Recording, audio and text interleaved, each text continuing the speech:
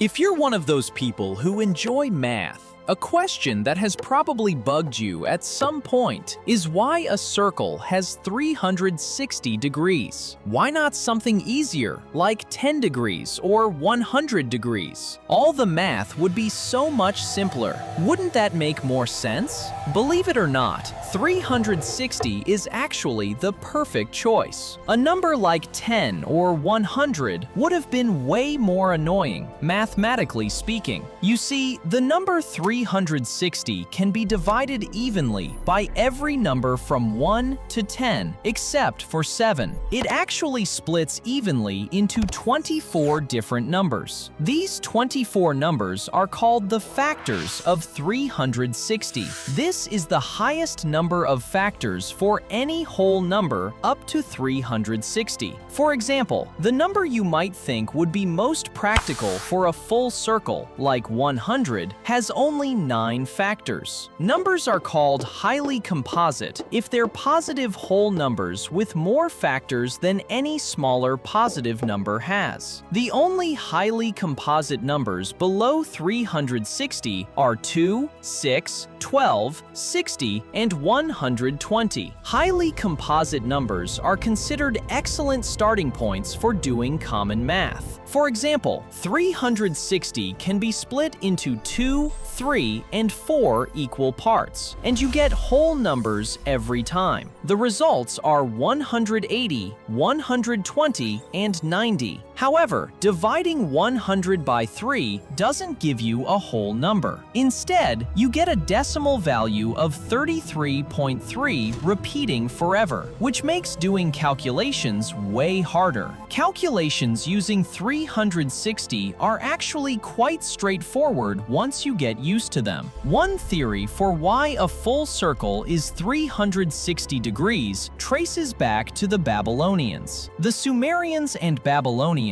used the sexagesimal counting system, a system with a base value of 60, while the current system we use is called the decimal system and has a base value of 10.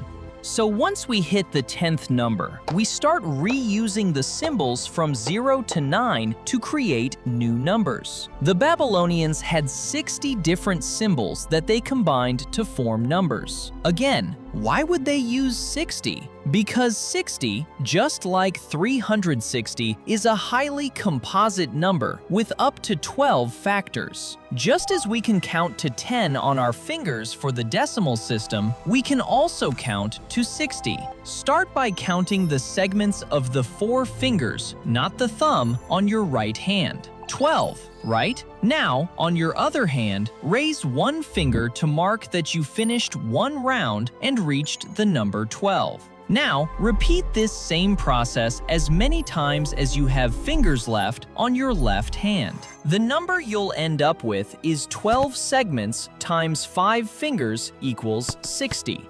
Now, to connect this all together, if we drew an equilateral triangle with side lengths equal to the radius of a circle and placed one of its corners at the center of the circle, we could fit exactly 6 of these triangles inside a circle. Since the Babylonians used the sexagesimal counting system, they gave each triangle a base value of 60. So, 6 triangles times 60 base value again gives us 360. In many different geometry applications and historical records, the number 360 has been a useful and powerful tool. And while we may rely on the decimal system for most of our calculations and measurements, the sexagesimal system is far from dead.